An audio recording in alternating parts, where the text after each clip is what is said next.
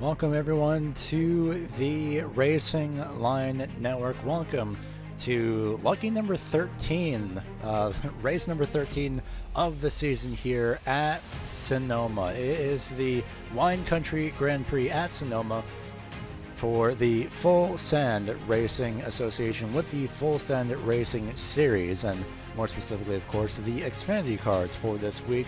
And this week we head to our second road course of the season here at the ever so famous Sonoma Raceway, known originally as Sears Point, then Infineon, and now currently known as Sonoma.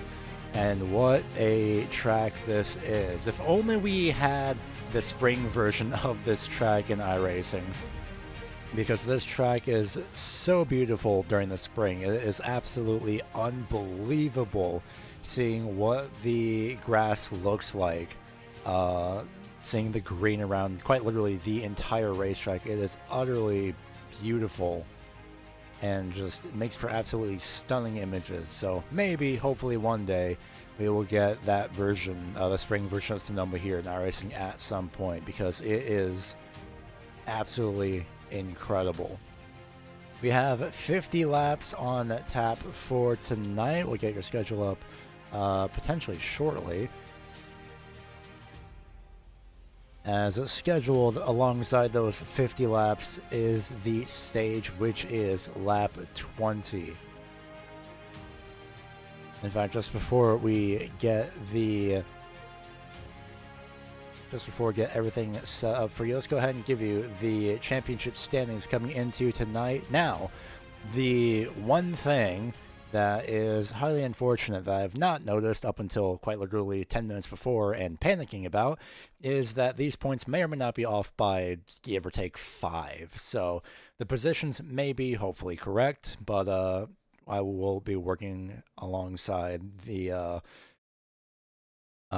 race tonight to make sure that the points are actually, well, correct. So at the moment, tentatively, the cut line is plus minus 20 points between Chris Chavez, Esri, and Heberly Telemac, but it is still 90 points regardless for the for being locked in mathematically. So everybody from 10th on up is mathematically locked into the round of 12 going into next week. And while we don't have the graphic technically complete, ignore the text that says tonight for last week, because tonight it's actually Sonoma. It is October 8th.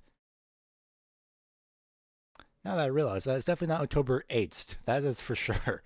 And Talladega Super Speedway is on, definitely not on October 15th. It is on October 15th. But of course, we are still 13 races in, despite what the misspellings may or may not exist. But regardless, we are still here at Sonoma, and we still have 50 laps in store for you tonight, and of course, a lot of championship slash number corrections to go through tonight. So a lot of onboards for sure, not only just to disguise that, but also to showcase the track, what these drivers are going through as they take on Sonoma throughout tonight. As we fade into live pictures, let's see if we can go ahead and take a look and see, right along somebody who is doing a lap or two around here. In fact, not many drivers have put in their qualifying times just yet. Let's see where Mr. Travis Start is. Appropriately enough, he has not started his qualifying time just yet. This could be a perfect time for us to show you what this track is like, more accurately from the perspective of Travis Start himself. So as Travis Start is about to start his lap, let's ride on board.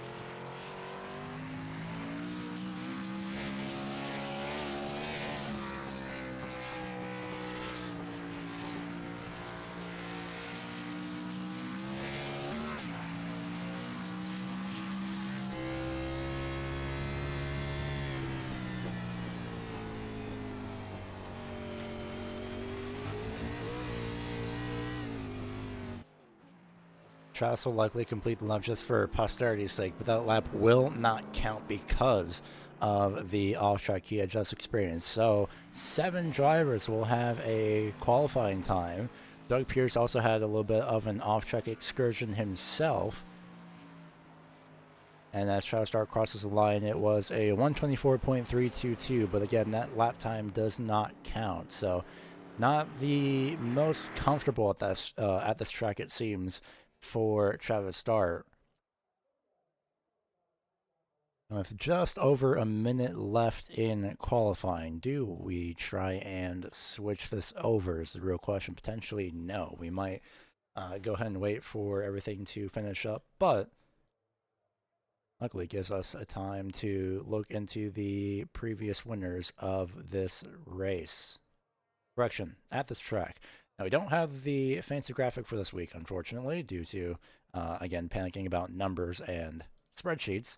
But that won't stop us from double checking to see who the previous winners are at this track, if any. And so far, it looks like, luckily for me, we do not have any previous winners at Sonoma in the league in the past 6 seasons. So the 7th season marks the first time that the league has come to the Sonoma Raceway. Of course, what better layout than the shorter layout, the original layout? Well, I say the original layout may have been the carousel through the infield, but regardless, the shorter layout that bypasses all of the more inner portion of the racetrack that goes more towards the drag strip. It looks like everything is all set, and the pace car has place itself onto the racetrack, and lo and behold, in a new paint scheme this week as well, it is the 33 of Zachary Lovelace once again on the pole. He had won at the Red Bull Ring, and he in absolutely dominant fashion. And apparently, the last paint scheme for him, he has decided to go to a more simplified paint scheme, and I kind of like that new Texas Speed paint scheme with the Chrome 33. Brian McCann starts to his right-hand side. Luckily for Zachary Lovelace, this will be the preferred lane for him going into turn 1. Run number 2 holds both Daniel McConnell in the 72. It's been a while since we've seen him. Always good to see him back. Michael Thorpe Jr. starts on the right-hand side in the 4th place position. Row 3 holds Heberly Telmack as well as Jonathan Burt, both Texas Speed drivers who may or not have gotten the, likely not gotten the memo that Lovelace has decided to opt for a quote-unquote light mode paint scheme for this week.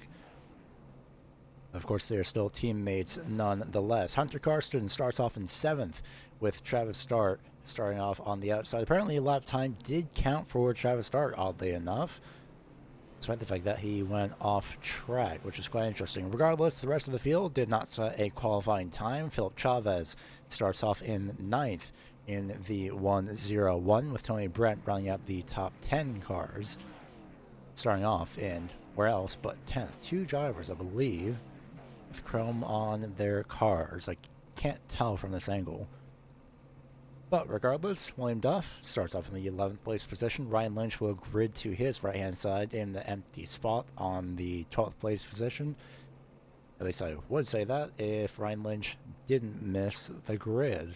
Very interesting. We'll keep you up to date on the status of that number 3. Doug Pierce starts off 13th, and Dave McConnell starts off in 14th. And that is your starting grid for this afternoon's event.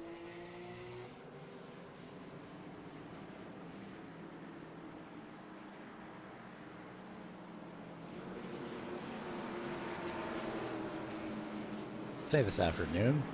It's technically afternoon here, even though the sun's set. Afternoon, evening, time zone. We'll see how things go regardless, though. The stage ends at lap 20.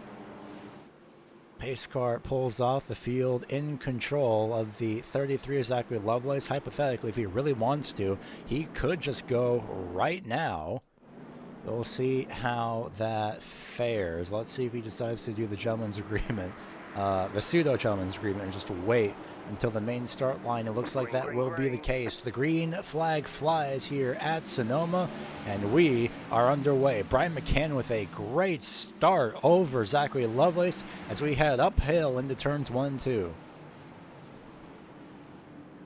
I said it was the preferred lane on the main start. Does not go in the favor of Zachary Lovelace. Shockingly, Brian McCann may have been doing a little bit of practice here in the off week that we had. I say off week, in the off time that we had throughout the week.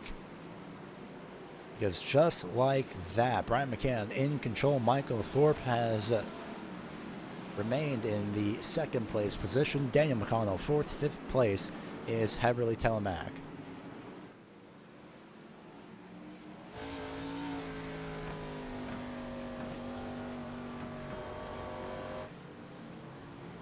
Daniel McConnell lost position to Doug Pierce, and all the way here in the background, luckily for any fans of Ryan Lynch, he is still here. He has made it to the race, although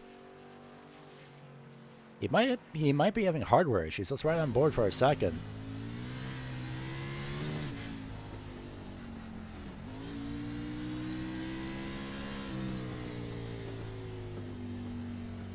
This is something I've not seen before, so Ryan Lynch, maybe this is why. Maybe in qualifying he noticed these issues that he's having. Does he decide to continue? He does. He has a lot of time between himself and the leader. Not sure what kind of issues he is having, but he is having issues, of course, of, well, some sort. So we'll see how things fare. I would drag him in to ask him that question, but don't really want to bother him while he's driving. So we'll see how things fare in the meantime for that number 3 machine. Whew, wow, these drivers, every single time they cut it close to that wall off turn, actually I don't even know what turn that is. It might be turn 7, maybe 7A, 7B. Regardless, off that corner down the short chute, it is terrifying because that wall is right there. So you can utilize all that runoff if you want to. There's no more gravel there like there have been in years past, but the wall says otherwise, and those tires will be out to get you if they decide to be a little bit more pressing this that lap versus another.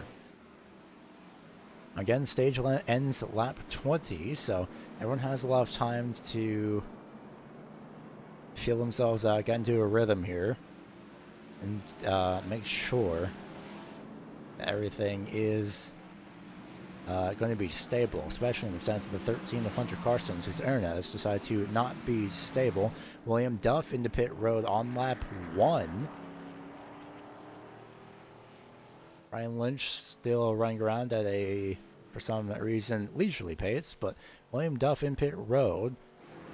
He has not been handed any penalty by race control. Thumbail is definitely off the track here a little bit earlier on in this race. It might have been Tony Brent because he was a little bit wide. Just caught the end of that. He caught the entire curb throughout that corner.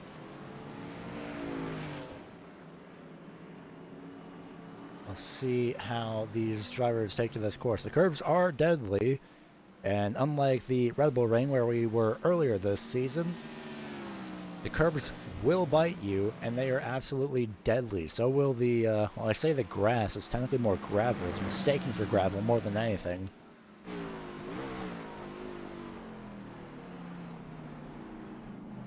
Down to about 40 miles an hour throughout this hairpin.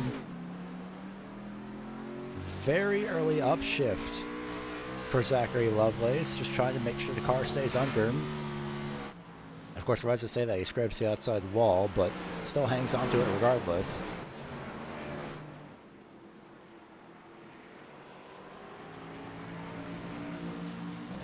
It looks like both William Duff and Ryan Lynch have decided to pull it behind into the virtual garage for the moment.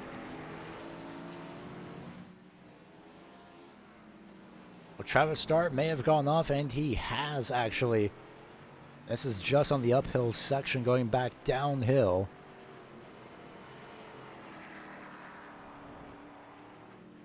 Very, very gingerly throughout the uphill section. The elevation changes here are brutal to say the least, especially with the transition with these cars. We'll go ahead and run this back for a replay to see what happened to the 26 of Travis Start.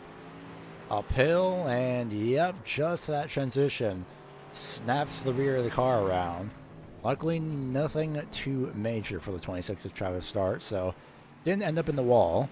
And I would say that's enough of a win at the end of the day. It's just not ending up in the wall and making sure you hang on to the car. Speaking of hanging on to the car, now that we're 5 laps in, Lovelace may have finally gotten the hang of his car.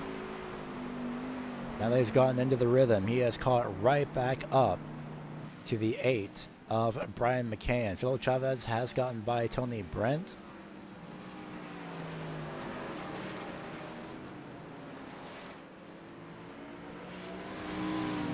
I'll go ahead and switch the timing tower to the intervals for the time being, the gap between each car.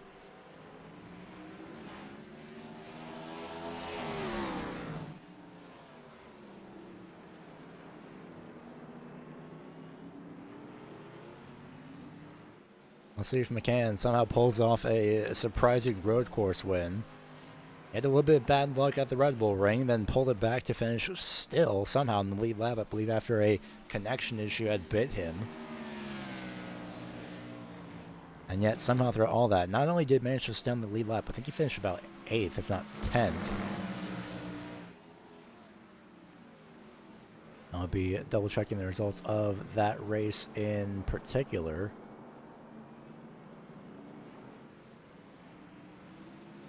4th, actually, is where Brian McCann finished at the Red Bull Ring. So no stranger to road courses, and of course these drivers, no doubt, no stranger to this track in particular. So maybe this is why McCann has a little bit more of a hang of this track versus the Red Bull Ring, since, well, NASCAR Series goes to this track as opposed to the Red Bull Ring, which is more for MotoGP, if not the various open wheel series, Formula 1, Formula 2, I think Formula 3, the Porsche Series.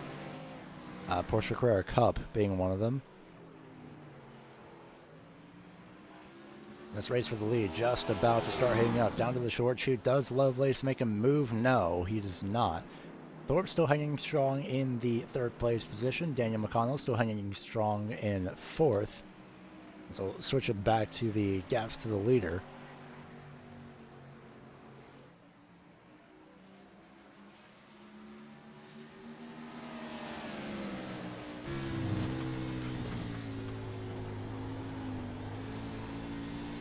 Lovelace is throwing this car around, that is for sure. Down into the hairpin.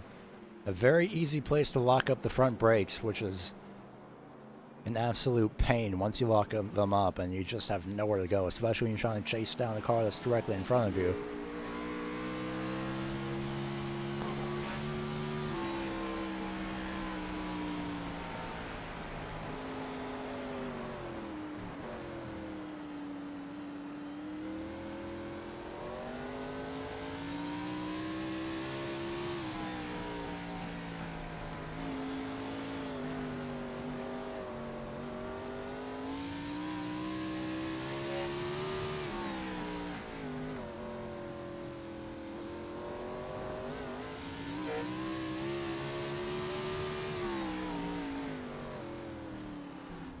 And see, the gap has continued to close, if not stagnate, maybe a little bit, between Lovelace and McCann. Over the curbs they go, through the S's, slightly uphill, and then diving downhill. The car just loves to get light throughout here, especially when trying to brake, and in some cases, if you're Lovelace, getting left side tires into the grass. He's being very, very careful on the brakes into the hairpin, which is the key thing that you have to do here. I mean, to be fair, you have to be careful on the brakes everywhere at this track. It is Sonoma, and the elevation changes are, again, brutal. Lovelace using all of the available racetrack to him on the right-hand side, enough that he scraped the wall a couple times, but you know what? If it works, and it works.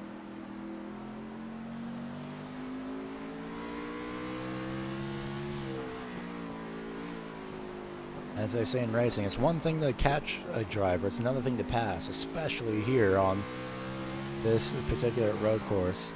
Especially the curbs are absolutely brutal. You have to be careful. In a sense, you have to aim for the curbs, but not aim for the curbs. Watch the line that McCann takes here. Aim for the curves, but just brush by them ever so slightly. In some cases, you can take the curves, and in some cases, kind of better, like right through here. Sending the right side of the car up into the air, touching the left side rumble strips, doing that again uphill and all the way downhill. Level ground, left side tires on the curbs.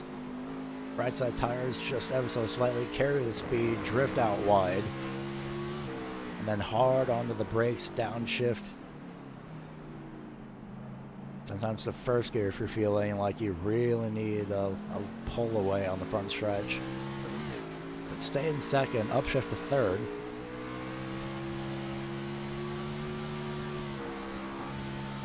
And you just have to do that for another 41 laps or so. Shadow Start and Tony Brent had passed each other on the racetrack.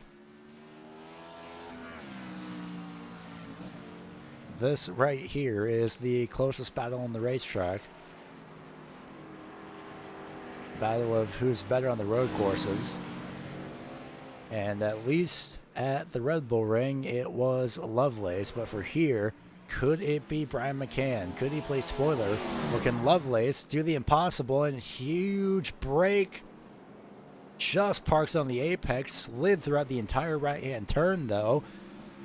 But Lovelace is going to be the one to say, no, I'm the one who can be the road course ringer of this league. And so far, with that pass, he has proven that he can do so. As Brian McCann is sent off the preferred racing line. He'll have to regroup and attack. Well, with that being said, the gauntlet has been thrown down. On the initial start, it may have been Brian McCann. But up until now, it was McCann in the lead. Now it is Lovelace who is powering down on the corner exit of the hairpin. Goes through the slight right-hander, carries the speed. And lap 10 goes to Zachary Lovelace for laps led. Can he stay out front? Is the next question to be asking here.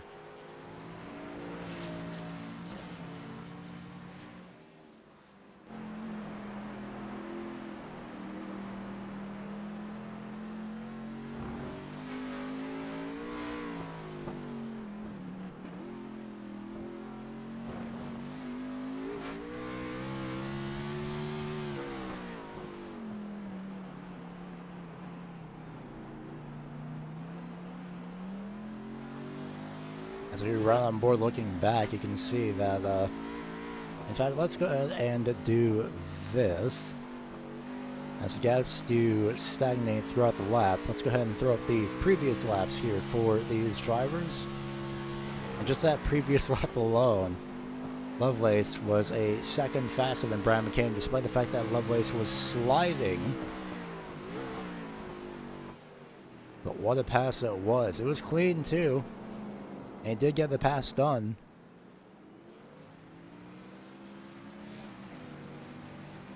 Let's see what the lap times are of these drivers this time by Lovelace across the line. 121.7, 121.8, 121.8 again, 122.2. Going down the order, fifth place, Heberly goes with a 122.7. Jonathan Burt, 122.9. Karsten, 122.7. Chavez, 122.6. That's a tongue twister and a half here. Jeez. A lot of 122s off the board. Now that everyone's starting to settle in a little bit, the variation is quite a lot. Dart slides a little bit. He goes with a 125.4, 124.7 for Tony Brent, Doug Pearson, Daniel McConnell. Sorry, David McConnell. I read that. I read David, and right as I said Daniel, it's like, nope, it's David. Couldn't be any farther.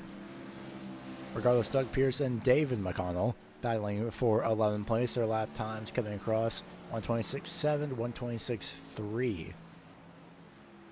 And throughout all of that, here are the leaders. And Brian McCann is caught right back up to the back bumper.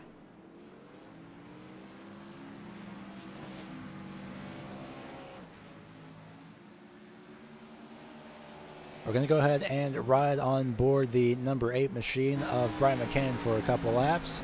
You don't miss any bit of the action. Never mind, I might hold off on that because it's about to go side by side.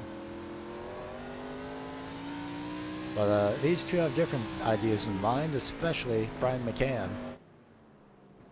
Oh, Doug Pierce very slow. Did he go off track? Was he considered to be cutting the course?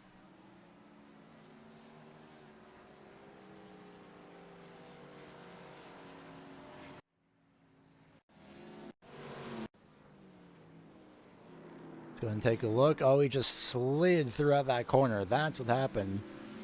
And of course, already the rear tires were hot enough as it was, and hard on the brakes just to keep the car under control. 22 McConnell gives him all the space in the world as if he was there. Great sportsmanship.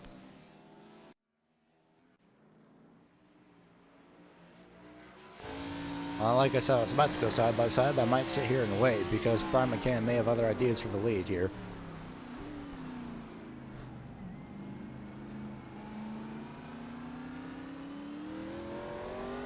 The starkly more noticeable 33 machine is about to come under fire from the number 8 of Brian McCann. Does Brian McCann go up the right-hand side? No, but he does make a look for that. Uphill once again, quick downhill dip, right into, again, another uphill climb. And then a long, gradual downhill slope. Hard onto the brakes, carrying a little bit more speed than you expected. Over the rumble strip. You could potentially dive up the right-hand side here, but you have to be super brave on the brakes. You have to not lock up the brakes at the same time, and you have to be close enough to do so. So no move from Brian McCann this time. Vaults over the curbs on the right side. Flicking the car back and forth, and that is exactly what Lovelace is doing. He slid just a little bit, leaving some tire tracks to the left rear tire. And he's doing it again here, pushing to keep the 8 of McCann behind him. I think I heard McCann actually pulse the throttle a little bit. 33 of Lovelace is burning up the rear tires to the point where he has allowed McCann to catch up to him. Around the right-hand side, McCann looks, can't get it done here, although he does back out. I was about to say, does he stay along the right-hand side? Decides against it. You can attempt to do so, but not exactly the recommended decision, not the recommended option here.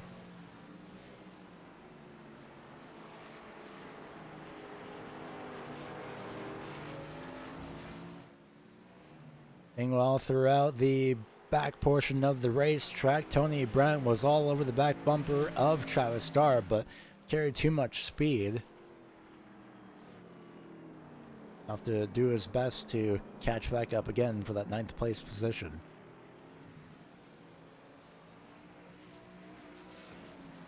Vaulting over the curves again, throwing the right-hand side over.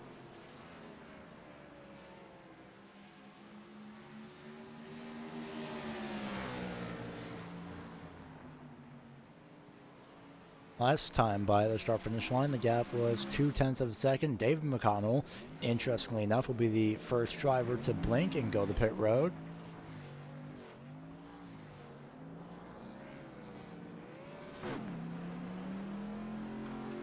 Sounds like he was stuck in neutral for a little bit.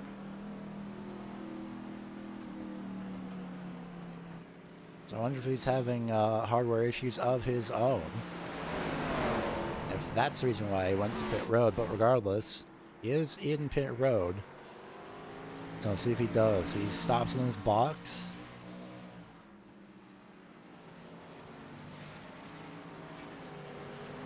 No doubt 4 tires and fuel for the number 22. Does he stay longer than around 15 seconds? He does, so McConnell might be having a couple hardware issues. We'll see. I'll keep an eye on that 22 in the meantime.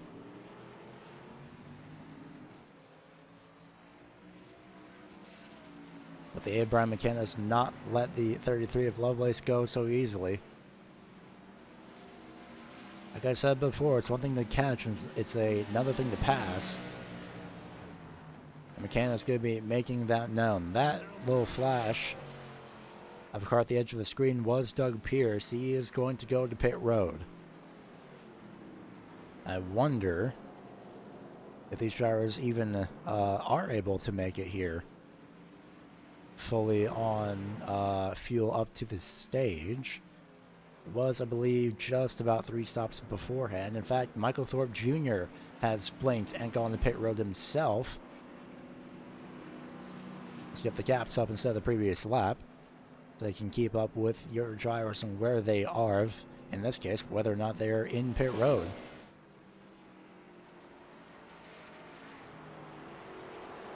So with drivers like Thorpe pitting now, I wonder if that might be the case of, well,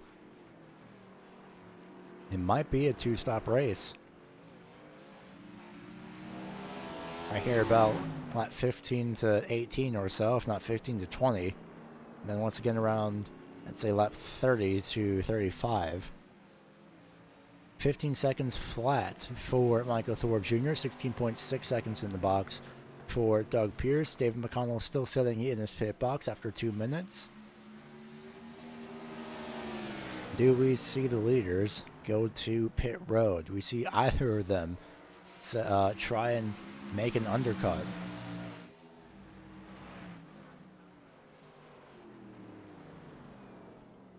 Well, that was a firm no from both drivers. What about Daniel McConnell? I almost said Dave McConnell. He stays out. 88 of Telemax stays out.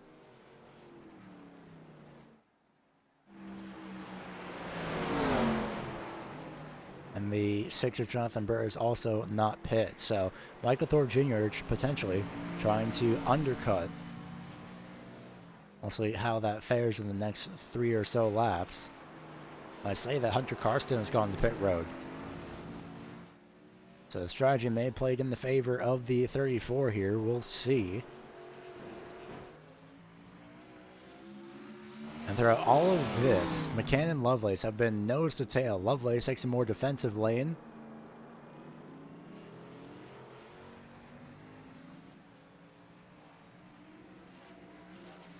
Able to hold off Brian McCann for now.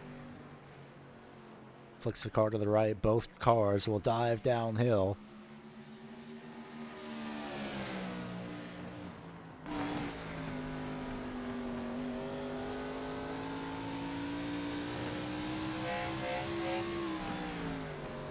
And Lovelace will be the driver to blink first.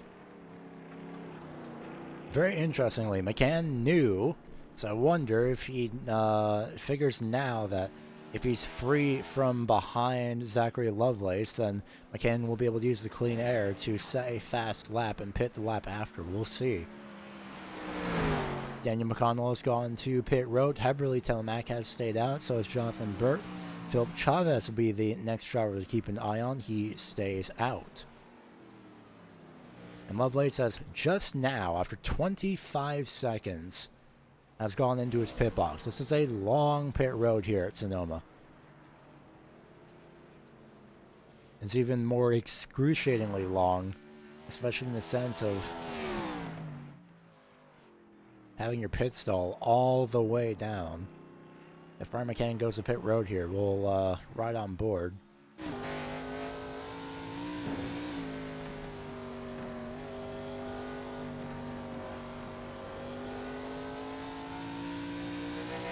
So now the attention turns from in laps to out laps. Seeing how fast these drivers are once they exit pit road. Interestingly enough, McCann stays out. I think my idea of his strategy is now is that he's going to go ahead and stretch it to the end of the stage. Well, Zachary Lovelace and Michael Thorpe Jr., as well as Philip Chavez, hello. He has not pit yet, so Thorpe and Lovelace will make their way by.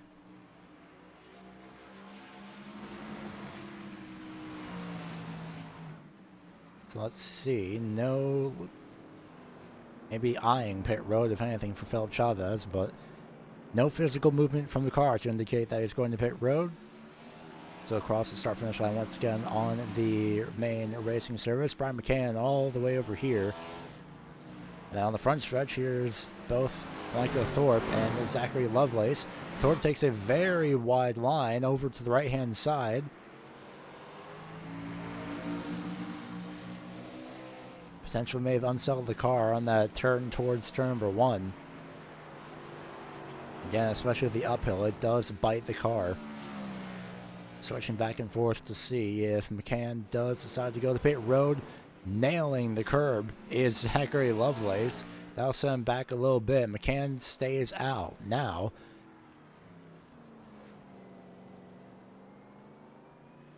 He has a 16-second gap between himself and Heberly Telemac. If I were McCann, I would just stay out, or else the maximum amount of stage points will go to Heberly. To be fair, for Brian McCann, he doesn't really need these extra stage points. We'll see how things fare in the meantime, especially between Lovelace and Thorpe, because Lovelace has finally made his way through the right-hand side of Michael Thorpe Jr. Both drivers still remain in the top 5. Lovelace up to 4th.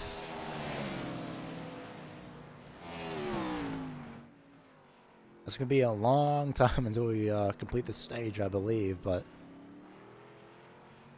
keep an eye on the message from Race Control regardless. So, does Brian McCann go to pit road? He can afford to do so. He's got 7 wins on the season, doesn't really need stage points. There are no playoff points awarded in the stages. There's no caution thrown at the end of the stage. McCann throws all that out the window by just staying out. Locks up the left front tire, I think, actually a little bit. Did see it rotating a little bit slower. So, moving towards these next positions, especially if these drivers haven't yet pit.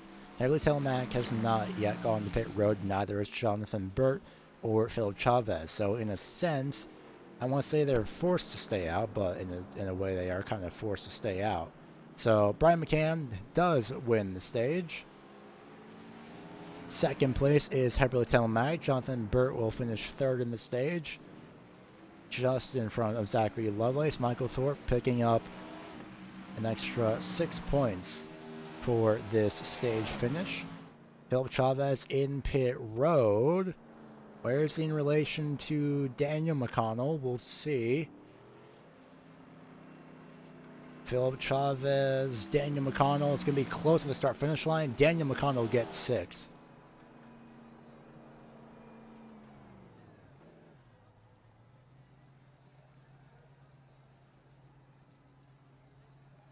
Philip Chavez in 7th. There's Hunter Karsten. He'll get 9th place. Correction, 8th place.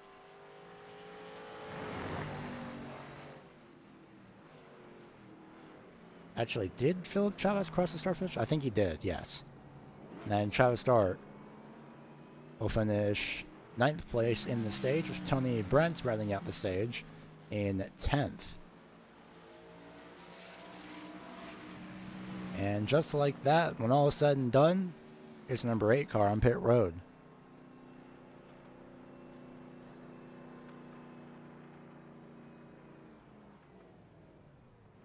Same goes for the 80 of Heberly Telemac. So now this leaves the net lead, hands it over to the 33 of Zachary Lovelace. The difference between the pit stops between Lovelace and McCann, about 4 laps.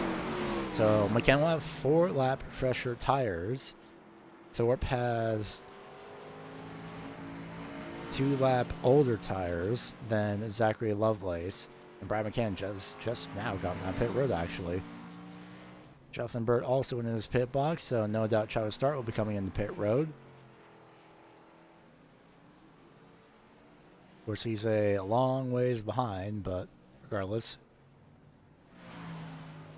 Left sides and right sides for pretty much everybody here on pit road. We'll go ahead and ride on board Travis today, and no, he won't. Surprisingly, he stays out. Slides a little bit in the final corner here.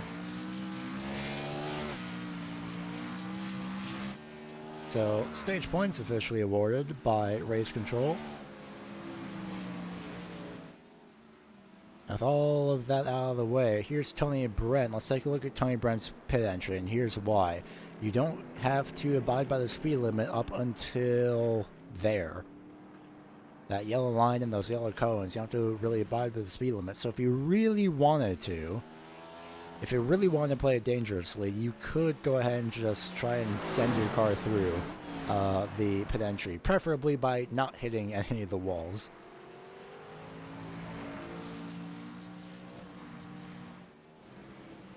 Well, as we have finalized our pit stops as well as complete the stage, and we're just about to approach the halfway portion of our race, we'll go ahead and throw it to side by side so you don't miss any of the action.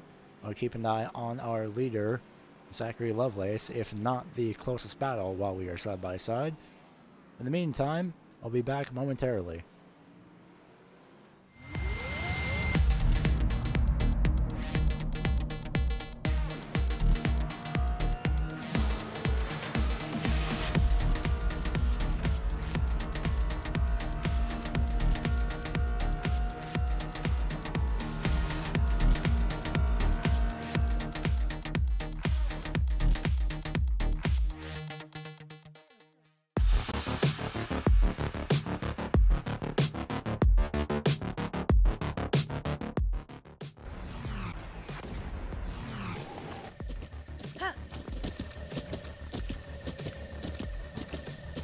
With the Butt Kicker Gamer 2, what you see and what you hear is what you feel.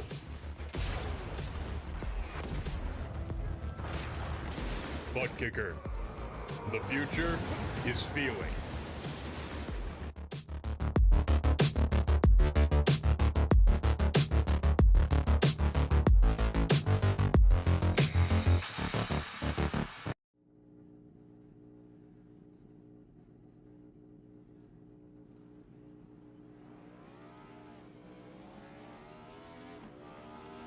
Here at TWRS, we're always here to help our squad when they need a little push in the right direction. That's just who we are.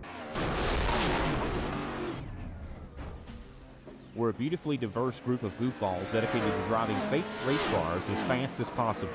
And we continue to push each other to the front using the power of nonsense. We have one of the strongest NASCAR programs on the service, and you can access it all for $24.99 a month. And we just released individual subscriptions for $14.99 a month for each NASCAR vehicle. We also just added a Rallycross program, and our IndyCar program is taking off as well. So come join the weird side. We have speed and cookies. Cookies are not included in some locations.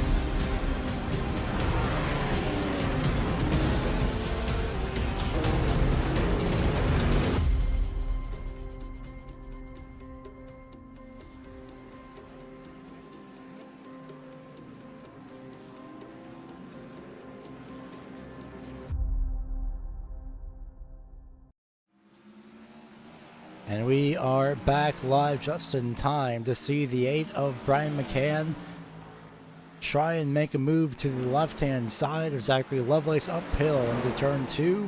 Not able to get it done.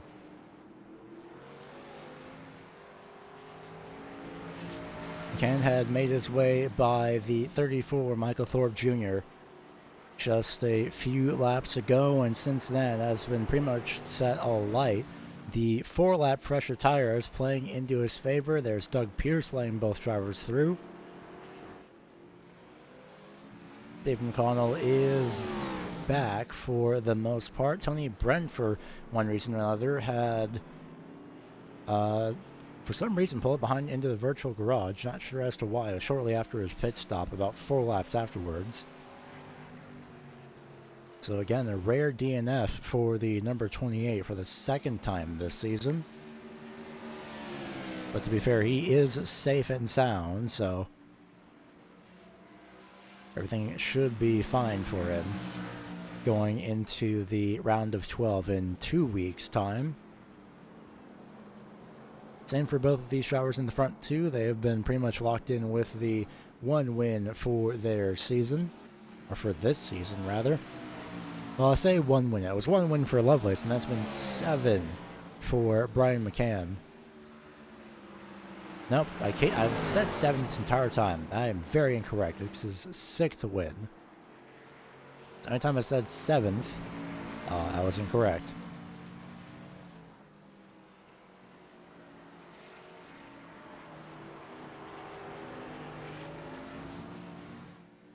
But Lovelace has been able to hold off the hard-charging 8 of Brian McCann throughout these last few laps. But can he do it for another 20 is the question. Especially with how pit stops are, the offset between Lovelace and McCann is about 5 laps. 4 laps, actually. So, unless Lovelace is able to stretch it a couple laps more than Brian McCann, we're going to be seeing the similar thing heading into the final few laps of this race.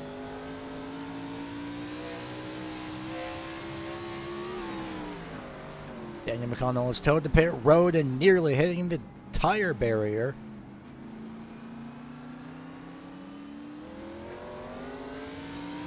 Was Brian McCann. He'll go ahead and shift better throughout this portion of the course. The lower gears coming back to bite Lovelace, although he'll try and cross over uphill. Not able to make a move, though. We'll go ahead and use the rumble strip on the left-hand side. I wonder what happened to Daniel McConnell. It must have been a crash because he had towed to pit road.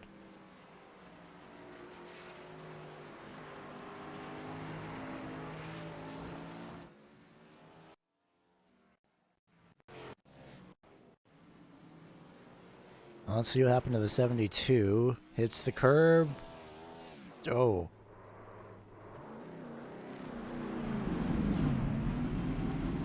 It wasn't necessarily race-ending damage, but apparently it was enough for Daniel McConnell to think that would be race done. Maybe it was a, maybe broken suspension in the rear of the car.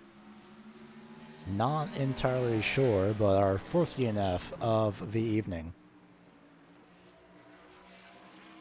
So that leaves only 10 drivers left on the racetrack. Another battle heating up between 2 drivers is Jonathan Burt and Hunter Karsten. They're going to be battling it out for the 5th place position.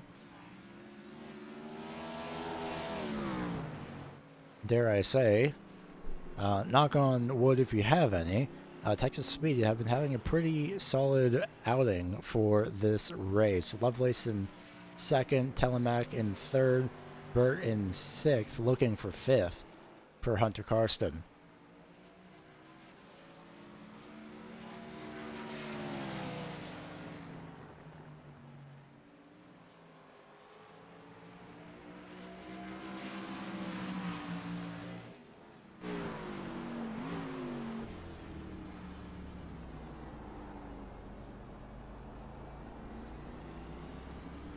Just peeking the nose to the right-hand side, a little bit too much on the throttle.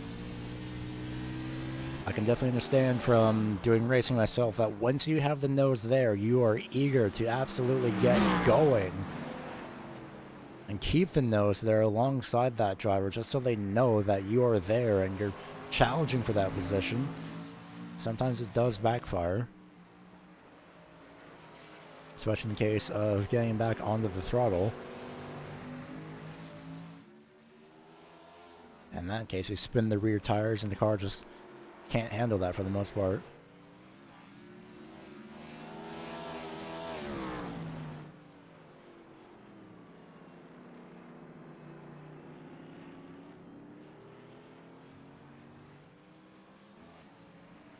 Not sure how I'm entirely late to this, which is very unfortunate. David McConnell's reasoning is that he hadn't had practice. He did not want to put the leaders at risk, which, fair enough. That's a really fun car track combination, considering this is... I wonder if they do this in real life. They should. I don't know if they haven't. As Jonathan Burt tries to get around the 1300 Carson, I'm going to be doing a quick schedule check of the NASCAR schedule. So I actually don't remember if Xfinity even go to Sonoma. I could have sworn they had. No, they do. All right, they go in June, and of course, yeah, Shane Van Gisbergen won that one in June. Yeah, okay, that makes sense.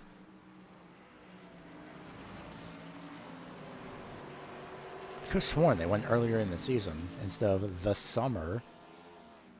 One of these days, NASCAR should go to Sonoma in the early spring because it is just absolutely beautiful.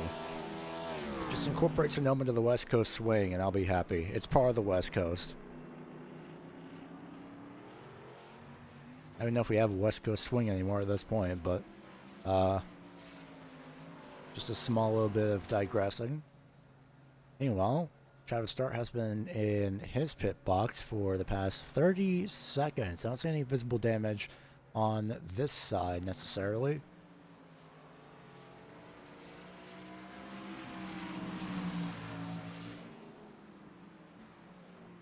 Hunter Carson being brave, leaving the right-hand side open for the 6 of Jonathan Burt. Opens the door again. Both drivers getting onto the throttle as much as possible. Speaking of not only being on the throttle, but also on the throttle, you can find the league-based affiliate links to Butt Kicker, On the Throttle Racing, as well as Team Watson Racing Setups, all in the description below. We're specifically affiliated with, again, the league directly, as opposed to us here at the broadcast. But, of course, we're not going to deny the sponsors of the league any and all TV time. Of course, Butt Kicker being around for a huge amount of time, being, dare I say, an established name in sim racing. And we have On the Throttle Racing, which they are doing podcasts on their various platforms. And then Team Watson Racing Setups. Well, it's in the name. They do racing setups. And it's the very short version of the sponsors of this league. And the very long version for Jonathan Burt to get around Hunter Carson isn't exactly known to do with it. Well, never mind. Hunter Carson goes way wide in the hairpin, leaves the door wide open. Jonathan Burt just barely shuts the door. And after so many laps, maybe Jonathan Burt can finally breathe a sigh of relief. I say that. There goes Hunter Carson trying to make a move up the right-hand side, well, up the left-hand side, but nothing doing there throughout the uphill section. Carson may be a bit too eager getting onto the gas again with the hairpin, especially again from low speeds. The rear tires just don't like that. Well, I say the rear tires, the car doesn't like that as a whole. Zachary Lovelace, first driver to go to pit road again with 16 laps to go. Brian McCann still leading, hoping for another undercut, no doubt. We'll see if it pays off here in these final 15 laps. But again, yeah, we are reaching that point of pit stops. And in fact, we reached that point 2 laps ago because not only did Doug Pierce go to pit road, so did Michael Thorpe Jr. Somehow I missed that the pass between Heberly and Michael Thorpe Jr. for the 3rd place position because Michael had gone pit road 2 laps, now 3 laps ago. There's Zachary Lovelace. He's just about to leave pit road. Goes uphill and just gets out in front of Michael Thorpe Jr. The last time those two had stopped, it was Michael Thorpe Jr. in front of Zachary Lovelace. At this point, I feel like it's at this rate a what's the word? An obligatory mention to mention the 33 and the 34 finding themselves together on the racetrack once again. Does Karsten overshoot his pit box? Surprisingly, no. That is mere inches, no doubt, between those two. Between Hunter Karsten overshooting his pit box. The thing that my brain had seen here was the 80 of Tyler Mack getting passed by Michael Thorpe Jr. as well as Zachary Lovelace.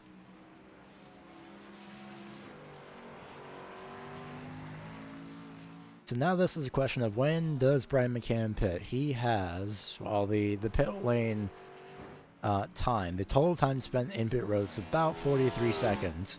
The gap between Lovelace and McCann is 36 seconds.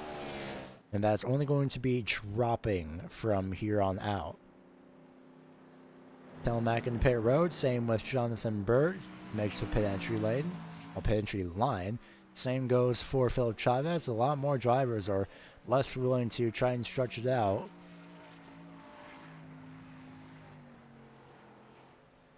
And Heberly into the pit box of the 88 crew. Staying out is Brian McCann.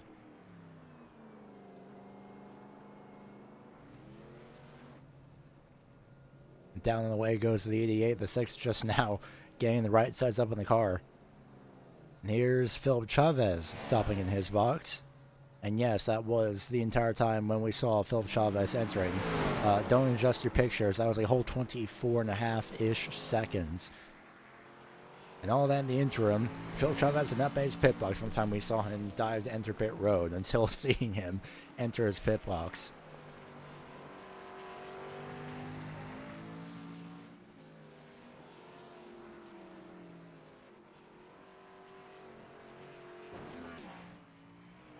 .34 seconds now is the gap, and that's only lowering between these front two runners.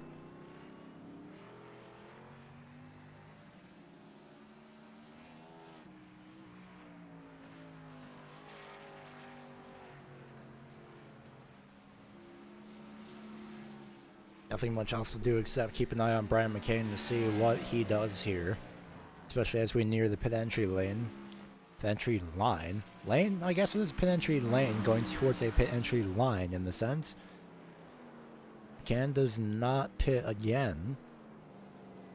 Maybe just trying to weigh those extra laps once again. It helped him before. We'll see how much it'll help him this time, but the more he stays out, the more that gap closes. This time by the start-finish line, McCann's lap time, 122.374. And that's 32.5 seconds between McCann and Lovelace. Which means we have to wait about 32.5 seconds between seeing the lap times between these two drivers. I say 32.5 seconds. It's already dropped by about 5/10, so now it's about 32-ish seconds flat, give or take. And this time by the line, 122.476 for Zachary Lovelace. So closing by 2 seconds per lap is the 33 of Lovelace.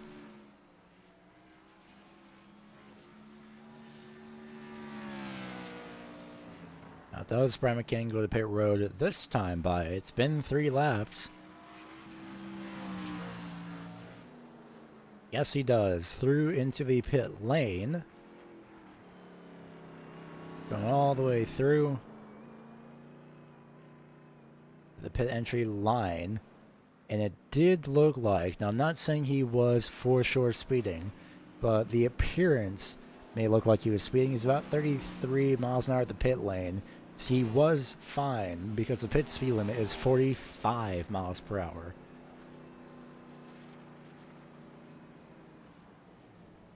And now this is the part where we hurry up and wait more than anything else. There's Philip Chavez. Oh, fuel only for the 8 of Brian McCann. That is a fascinating call. McCann is trusting his tires enough that it will get him to the end, that he's only gone for fuel.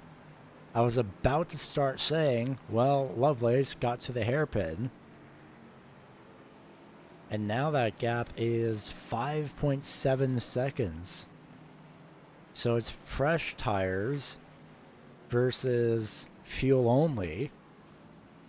McCann's very confident in making these tires last to the end for the majority of the race. That is actually quite fascinating. I don't know if that was necessarily the best call. We'll see how this fares over the next 12 laps, maybe even less. That gap is hovering at about 5.3 seconds between McCann and Lovelace.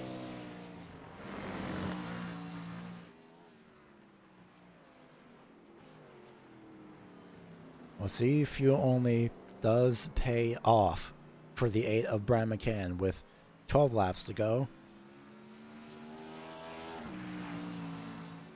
11 laps to go to the start-finish line. That's right on board for a lap. With, oh, maybe not, because the 6 of Jonathan Burke got passed by Hunter Karsten. So before we go ahead and ride on board, let's see what happened to the 6 of Jonathan Burt here. Going uphill into turns 1, 2, 3, 4. Did he clip a curb?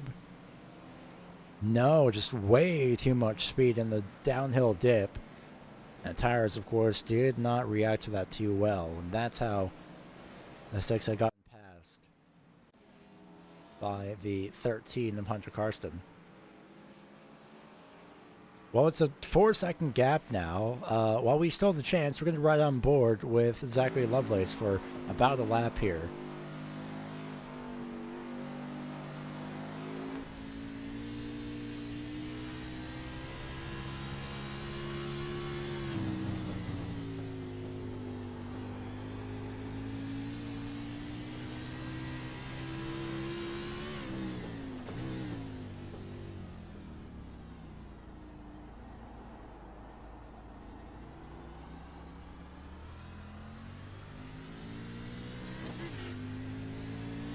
This time by the line, 4 seconds the gap.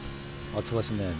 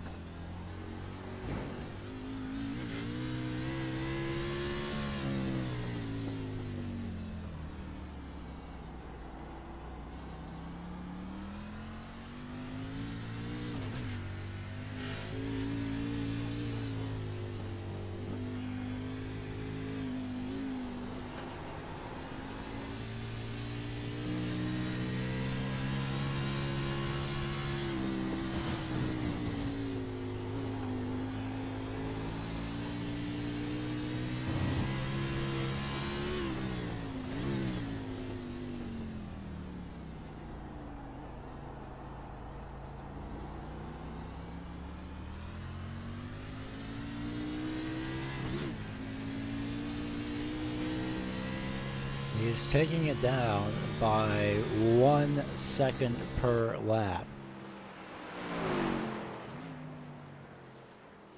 Again, we'll see if the fuel-only portion pays off for Brian McCann, but fresher tires, I don't know.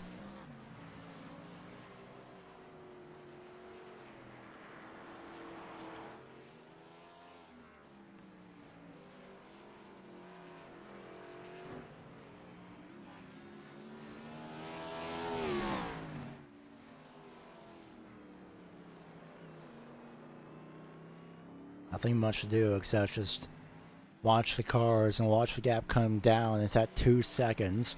Last time by the start-finish line, it was... It's not actually... There's no way.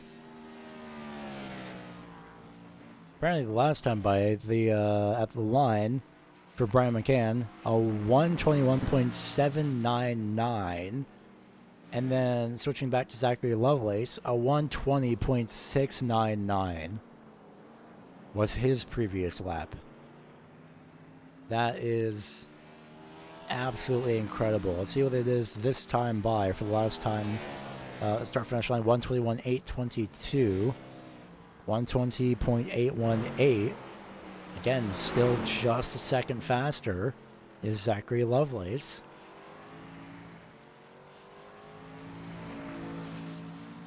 Again, we'll see if this pays off or not, but that's the gap right there. Meanwhile, for 5th place, it's a little bit of a closer gap. It's 0.8 of a second between Hunter Karsten and Jonathan Burt. Those two have started to close up to each other once again. A bit of a slide, it seems, from the 6 of Jonathan Burt, but he does hang on to it.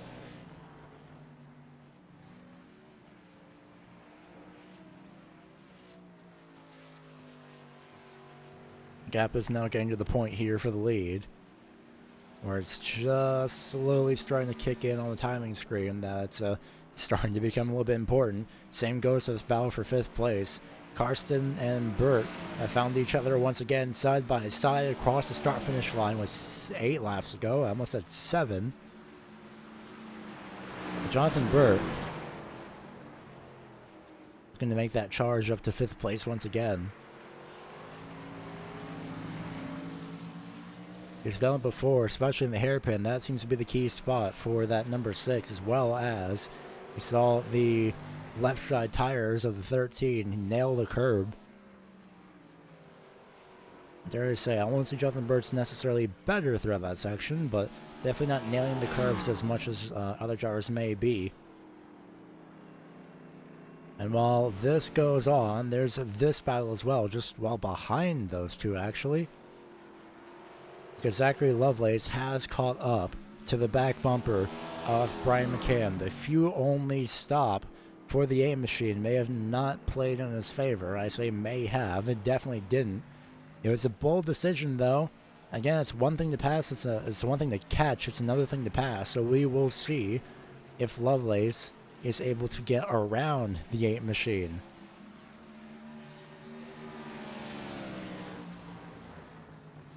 Left side tires in the gravel once again. I say the gravel, just off the racetrack. Does Lovelace go for it? No, he does not. Stays behind. The 8 takes a little bit of a wider entry. Just taking all of that space possible, just not running the tire barriers. Tire stacks, more accurately. 6 laps to go. And in the second to last race of the regular season, we could potentially see a third repeat winner, actually. I was about to say a second repeat winner. That was Cameron Sarton. Well, I don't want to say repeat winner necessarily, but I wonder if it counts for a repeat. I guess, yeah, repeat versus back-to-back. So a second repeat winner in the form of Zachary Lovelace, but first he has to get by Brian McCann, then he has to have a stable car for the next 5.5 laps. Keep the car under and make sure that the 8 doesn't get by. Here's the view, of course, out front, a lap car just up ahead, but that is the view behind for Brian McCann. The 33 of Lovelace looming in the mirrors.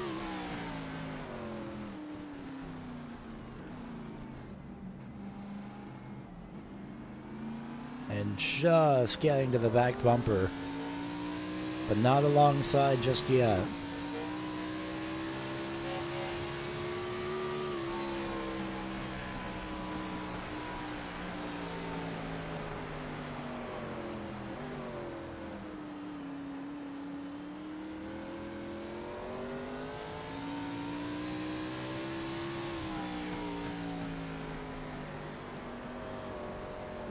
See his suspension at work there on the 33, and look at how much better of a run he got here.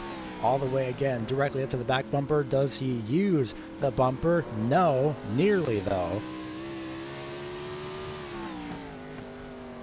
One lock of the brakes, and more than likely would end up into the back of Brian McCann here, who we're riding on board with, just watching the 33 of Zachary Lovelace, trying to figure out every which way possible to get alongside the number 8 machine.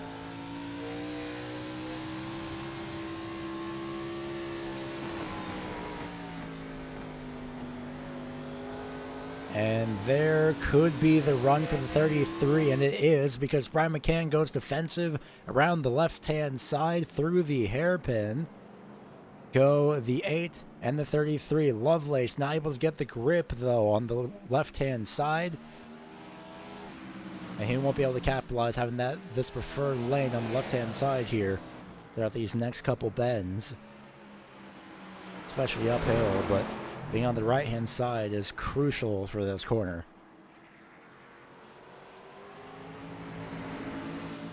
Again, Lovelace is just right to the gearbox.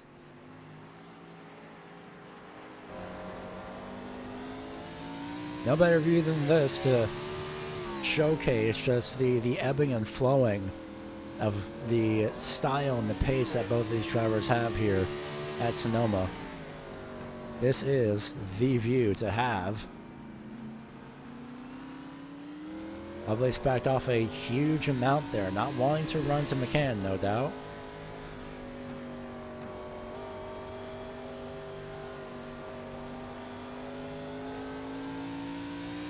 And dare I say, it's that a slide from the 33. It may have been.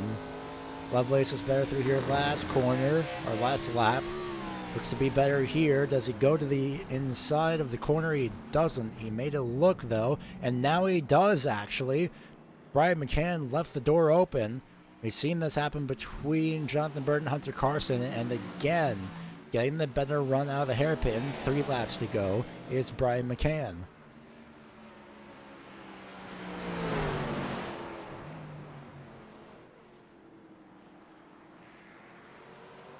Definitely one of those races where you race the track rather than the cars around you.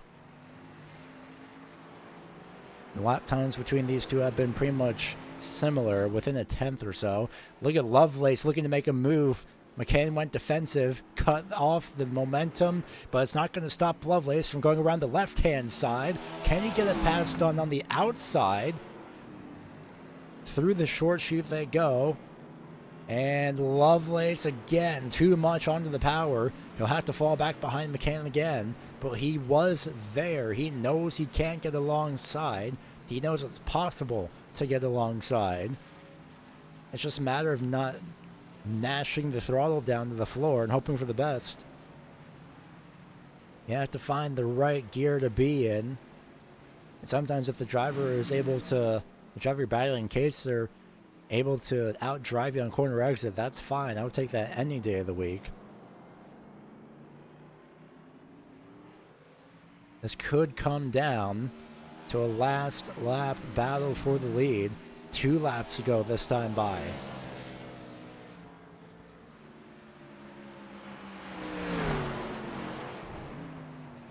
McCann looking for his first road course win of the season. Had he not had those issues they had at the Red Bull Ring, maybe he could have challenged for the lead there, but instead it was Zachary Lovelace who had won at the Red Bull Ring in quite dominant fashion. If I remember correctly, leading pretty much every single lap except for the ones where he's pit.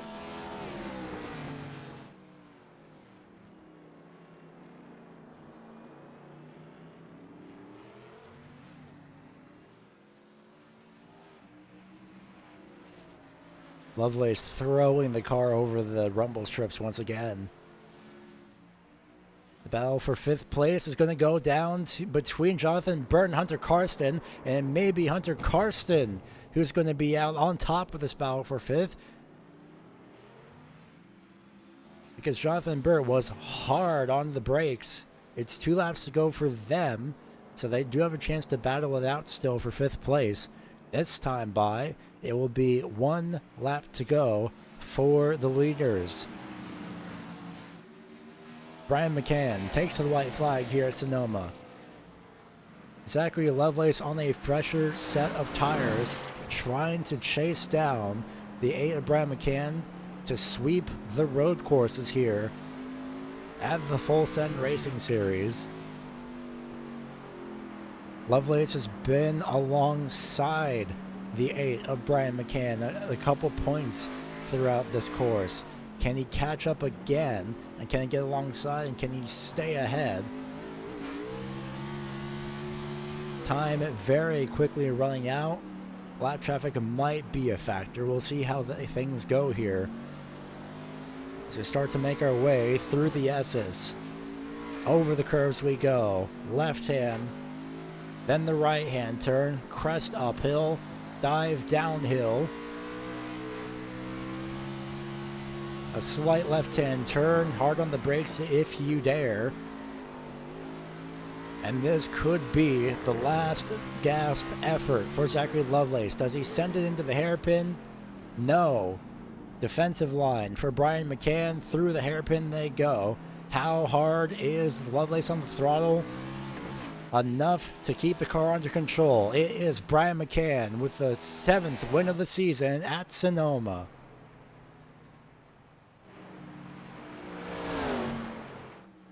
I'll keep an eye here on the 5th place battle because they have taken the white flag for themselves. They are the last cars on the lead lap, and in fact, it might be all said and done. Jonathan Burt has dropped back a significant amount, nailing the curb.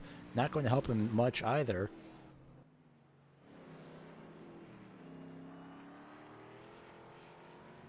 We'll wait and see how the final portion of the course goes.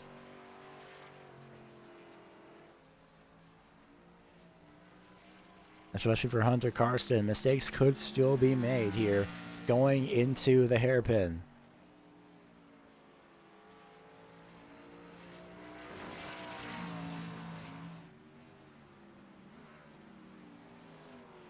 Through the hairpin goes Hunter Karsten. He's able to keep it under control. Same goes for Jonathan Burt. The tire is burnt up too much for the 6 to make a challenge for the 5th place position, which goes to 13 of Hunter Karsten.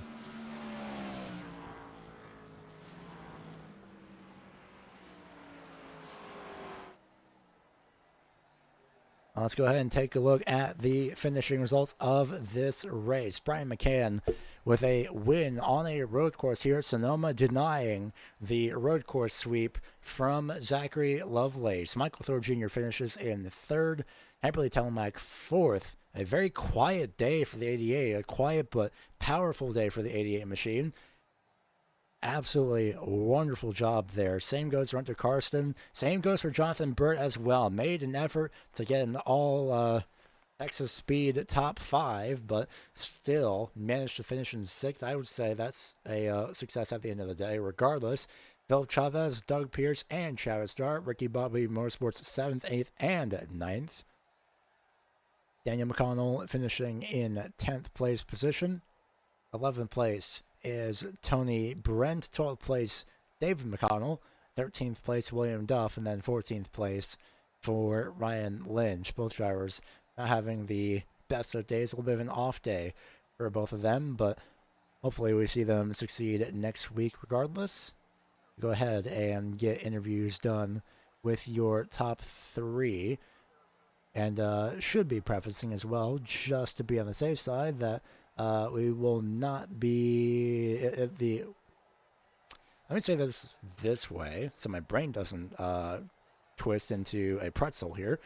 The championship standings will be redone, and then they'll be posted after the broadcast, because apparently something's a little bit messed up. But regardless, the championship standings will be updated and redone going into after the broadcast, just so everything is actually correct, just to be on the safe side.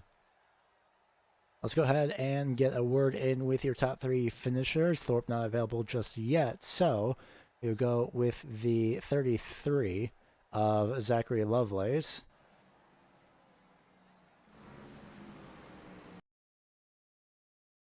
And what a battle he had with the 8 of Brian McCann. And standing by is the 33 Zachary Lovelace. New paint scheme this week, apparently, which even caught me off guard a little bit. So just out of pure curiosity, what got you into the theme for your paint scheme for this week? Mix it up. Just had to mix it up. Fair enough.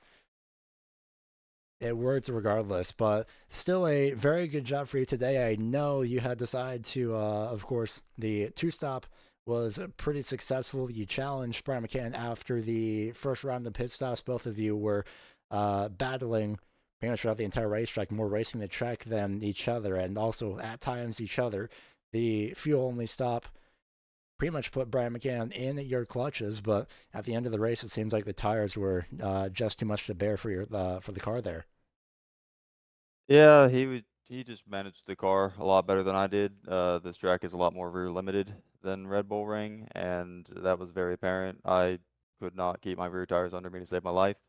I think by the end of it, he on his old tires was probably in better condition than mine on my newer ones, and so I never really had the pace against him. Once he passed me there in the middle of that second round, I knew it was over. I don't fully know why he would not take tires. I guess. I mean, he had like a 7-second lead going in. It wouldn't have put him behind me, and even if he did, he was quicker than me. But I guess it kept it interesting. But luckily, despite the strategy, the better driver won today. And of course, with you and your apparent experience with road courses, go ahead and walk us through the what you had in mind coming into this race versus the Red Bull Ring. Like you mentioned, this track was more rear limited with especially with the elevation changes here compared to the Red Bull Ring, where you could kind of carry the speed at a lot of places, and here you can kind of do the same, but the elevation seems to really kill the traction at a lot of points throughout this racetrack.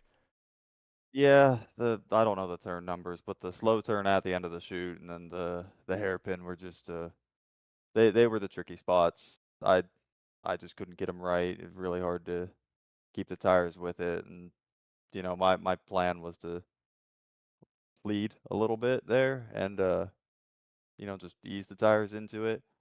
But I didn't even keep the lead for a turn there at the beginning, and I pretty much overheated my tires to death making that first pass in the run there. So it was just a bunch of desperation and sloppy driving on my part. So it is what it is. Still enough for a second place finish, of course, and still enough of a gap as well, even if you ended up say finishing second the Red Bull Ring. So next week is the what I like to call the roulette wheel of racing, which is at Talladega. So your thoughts as we head into that for the regular season finale?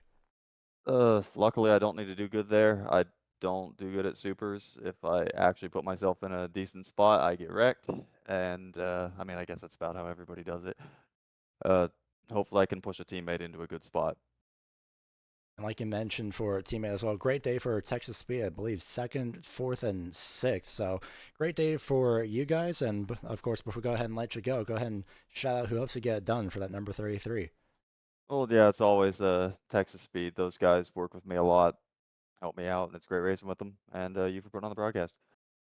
Thanks for your time as well. Good to talk to you, and we hope to talk to you again at some point later on in the season. That is the 33 of Zachary Lovelace. Of course, no doubt very dejected after the performing run that he had, especially at the Red Bull Ring, and even more so coming into Sonoma, qualifying in the first place position. But surprisingly, on a second no tire stop for the number 8 of Brian McCann, he managed to pull out a fuel only stop and make that a success. So go ahead and walk us through what was the reasoning for not taking tires there at the end?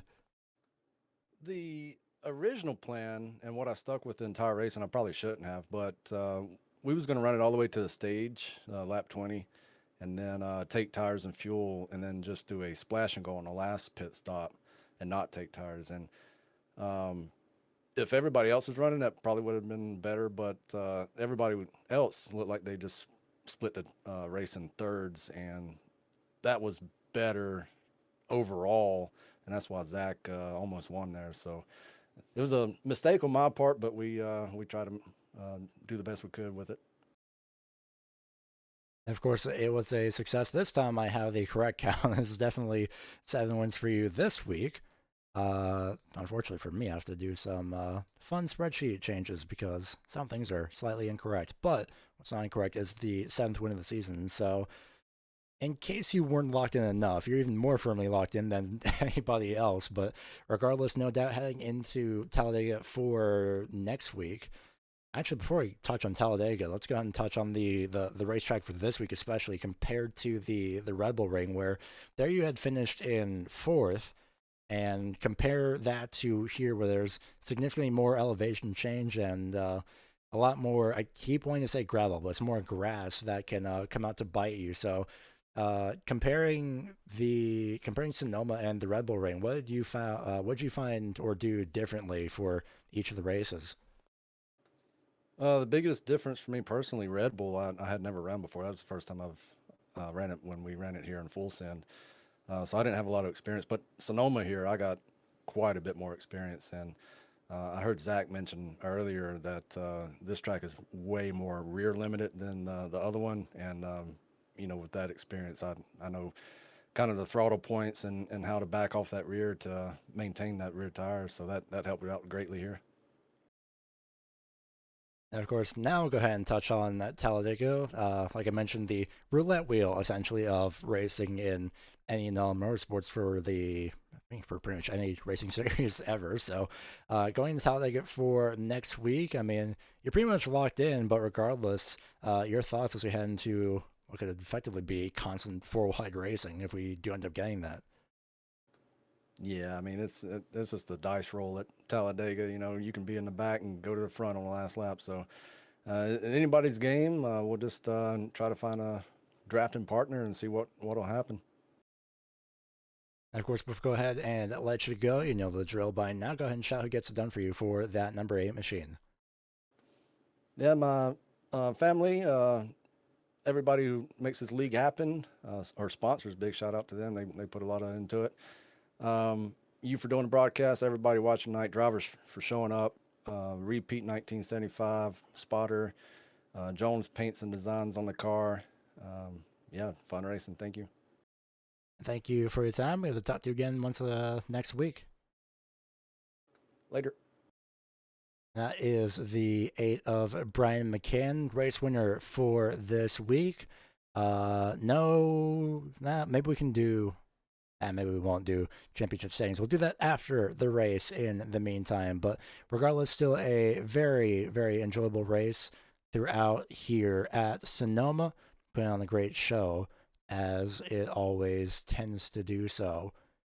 And of course, as we had seen, next week is going to be an absolute dice roll. Somebody from well outside could still make it in, but it's still going to be close margins regardless, going into the final opportunity for drivers to make the round of 12. That is Talladega, and we will see you all next week here on the Racing Line Network. Shoutouts go to the league sponsors of Butt Kicker, On the Throttle Racing, as well as Team Watson Racing Setups, being the sponsor of the Full Send Racing Series. Thanks to the Full Send Racing Series as well for letting us broadcast. Shoutouts go to iRacing for being the sim, as well as ATVO for being the provider of the graphics software that we use here at this wonderful thing that we call sim racing, as well as just providing you all the information possible, much like real life. We hope to see you next week at Talladega, and we'll see how things fare going into the round of 12 in 2 weeks' time. But first, it's a super speedway there to get through. Good night, and we'll see you next week.